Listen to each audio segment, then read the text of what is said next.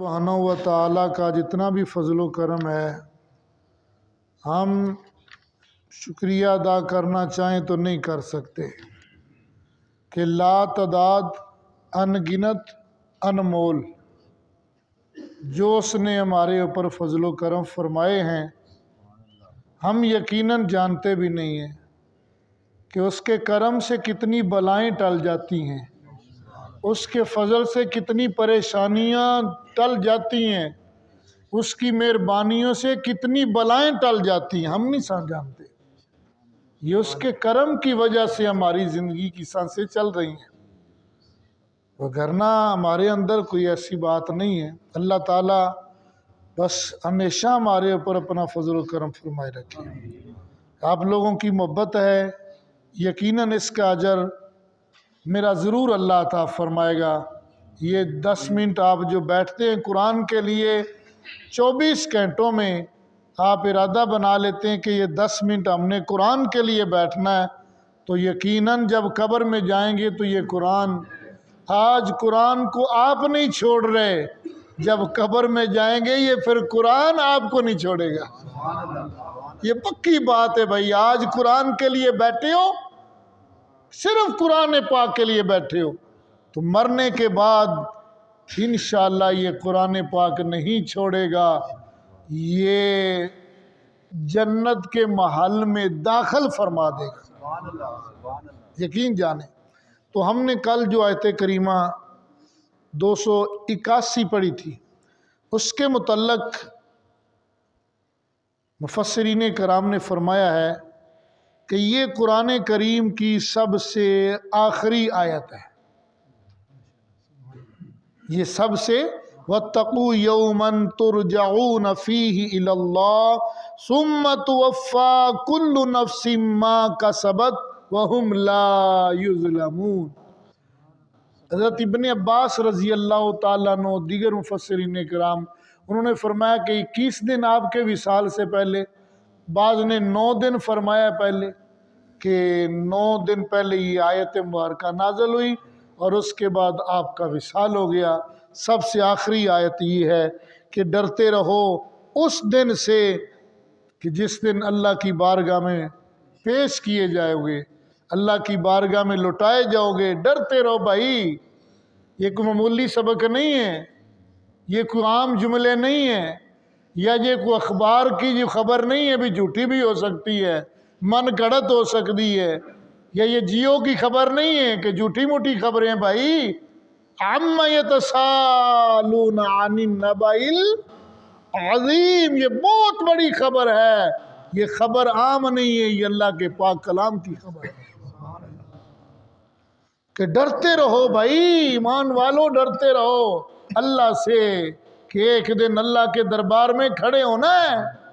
भाई किस पाँव से खड़े होंगे, किस में इतनी ताकत है कि अल्लाह की बारगाह में। आज डरते रहो भाई, और यकीनन जो डर जाएगा वही तर जाएगा, जो डर जाएगा वही तर जाएगा। आज अल्लाह से डर जाओ, खुदा की कसम उठा के कहता हूँ, उसके डरने की वजह से अल्लाह एक नहीं तुम्हें 2 जन्नतों का ऐलान फरमा के फरमा, 2 जन्नतें। खैर, आज हमने आयत नंबर 282 का तर्जमा करना है। सिर्फ तर्जमा सुने, आज ईमान ताज़ा होगा कि हमारी नजी ज़िंदगी कहते हैं हम, जो हम ज़िंदगी गुजारते हैं, कारोबारी ज़िंदगी, उसके मुतल्लक अल्लाह ने कितना प्यारा हमें सबक दिया है। इरशाद फरमाया, क्या है? या अय्युहल्लज़ीना आमनू, सुनिए ज़रा, ऐ ईमान वालो। ये खिताब अल्लाह किससे फरमा रहा है? सब बोले ना, यानी यहाँ काफिर का जिक्र नहीं है, आम लोगों की बात नहीं है, मुनाफिकीन की बात नहीं है, यहाँ ईमान वालों को अल्लाह फरमा रहा है। क्या? कि जब तुम एक दूसरे को कर्ज दो मुद्दते मुकर्रा तक, तो फक्तबू, उसे लिख लिया करो। देखो ना किस अंदाज में, भी एवं ना पकड़ा दो पैसे, नहीं, उसको लिख लिया करो। वल यक्तुब बैनकुम कातिबुम बिल अदल, और चाहिए कि लिखे तुम्हारे दरमियान लिखने वाला अदलो इंसाफ से। आज तो सब पढ़े लिखे हैं ना, मगर ये दौर सब बराबर तो नहीं है ना। आज से 30-40 साल पहले देखो ना, नजर मारो जरा, देखें ये मेरे बुजुर्ग जो तशरीफ फरमाए, जिनकी 60 से 70 साल उम्रें हैं, इनसे पूछो कि आज से 40 साल पहले अगर कहीं से कोई खत आता था, उस खत को पढ़ाने के लिए मियाँ साहब को तलाश करते थे। मियाँ साहब पट्ठे वड्डन गए ने, मियाँ साहब इतने ने भी दूसरे गांव गए ने। अब इंतजार होता था कि मियाँ साहब आए, या जो गांव में एक पढ़ा लिखा कोई ऐसा होता था वो आएगा, वो खत पढ़ेगा, वो सुनाएगा। अब ना लिखने वाले को पता होता था ना पढ़ने वाले को। अब ये मामला और है, यानी कि जिसके पैसे हैं, कर्जा लेने वाला है या देने वाला है, वो दोनों ही बेचारे अनपढ़ हैं। उनको नहीं पता क्या लिखा जा रहा है, क्या नहीं लिखा जा रहा। तो यहाँ ये बात अल्लाह फरमा रहा है, कातिबुम बिल अदल, जो लिखने वाला है वो इंसाफ से लिखे, अदल से लिखे। अगले आगे सुने, वला या बकातिबुन, और ना इनकार करे लिखने वाला, अन यक्तुबा कमा अल्लमहुल्लाहु फलयक्तुब, और लिखने से जैसे सिखाया है उसको अल्लाह ने, पस वो भी लिख दे। और लिखवाए वो शख्स जिसके ज़िम्मे हक कर्जा है, और डरे अल्लाह से जो इसका परवरदिगार है, ना कमी करे इससे ज़रा भर भी। ये सिर्फ तर्जमा सुने। और फिर वो शख्स जिस पर कर्ज है बेवकूफ़ हो या कमज़ोर हो या इसकी ताकत ना रखता हो, तो खुद लिखा सके तो लिखाए। इसका वली जो सरपरस्त है वो भी इंसाफ से, और बना लिया करो 2 गवाह अपने मर्दों से। एवं नहीं लिख लेना भी 2 गवाह भी ना लो, 2 गवाह अपने मर्दों से, और अगर ना हो तो 2 मर्द, तो 1 मर्द और 2 औरतें, उन लोगों में से जिनको पसंद करते हो तुम, अपने लिए गवाह करो, ताकि अगर कोई भूल जाए, एक औरत तो दूसरा याद करा दे, वो एक दूसरे को, और ना इनकार करें गवाह जब वो बुलाए जाएं, और ना उगताया करो इसे लिखने से।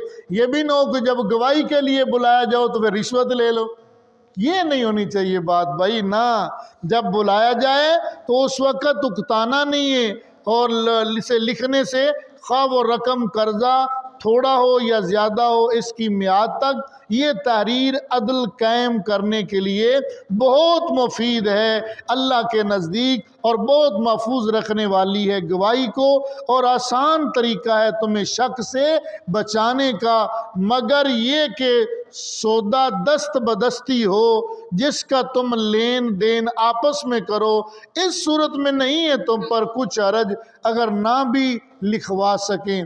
और गवाह ज़रूर बना लिया करो जब ख़रीदो फरोख्त करो, और ज़रर ना पहुँचाया करो लिखने वाले को, और ना गवाह। और अगर तुम ऐसा करोगे, यानी लिखने वाले को गवाह, आज क्या होता है कोई गवाही देता है, कहता वेख लेने तू बाहर तो निकले कर, ये तेन नहीं उड़ाया था, अगले दिन कर दे गाड़ी बर्बाद। ये जागीरदार बड़े बड़े जो नंबरदार हैं वो ऐसे जालिम जुल्म करते हैं, करके घर बर्बाद कर देते हैं। खैर सिर्फ तर्जमा सुने, इस पर इंशाअल्लाह हम तफसील से बात करेंगे जितना अल्लाह ने हमें तौफीक और इल्म अता फरमाया। यानी कि किसी लिखने वाले को तकलीफ़ ना पहुंचाई जाए, और लिखने वाले को और ना गवाह को किसी को तकलीफ़ पहुंचाई जाए। और अगर तुम ऐसा करोगे तो ये नाफरमानी होगी तुम्हारी। और डरा करो अल्लाह से, और सिखाता है तुम्हें अल्लाह ताला आदाबे मुआशरत, मुआशरा ज़िंदगी कैसे गुजारनी है। अल्लाह तुम्हें ये आदा वयुअल्लिमुकुमुल्लाह, अल्लाह तुम्हें सिखा रहा है कि ज़िंदगी को किस तरीके से गुजारना है, किस तरह गुजारनी है। वल्लाहु बिकुल्लि शैइन अलीम, और अल्लाह ताला हर चीज़ को खूब जानने वाला है। ये कुरान करीम की सबसे बड़ी आयत पाक है। इस पर इंशाअल्लाह थोड़ा थोड़ा हम बयान करेंगे। अल्लाह हमें समझने की तौफीक दे। और यकीनन मैंने इसको पढ़ा तो मेरा तो ईमान ताज़ा हो गया कि क्या बात है, पहुँचने वाले की अपनी मेराज है, वो कहाँ तक पहुँचता है। बोलने वाला तो बोल देता है ना, अब सुनने वाली के मेराज है कि वो इधर ही रहता है या उधर रहता है या घर में चला जाता है या अल्लाह के दरबार में पहुंच जाता है। हर एक के मेराज अपनी अपनी आप सलात।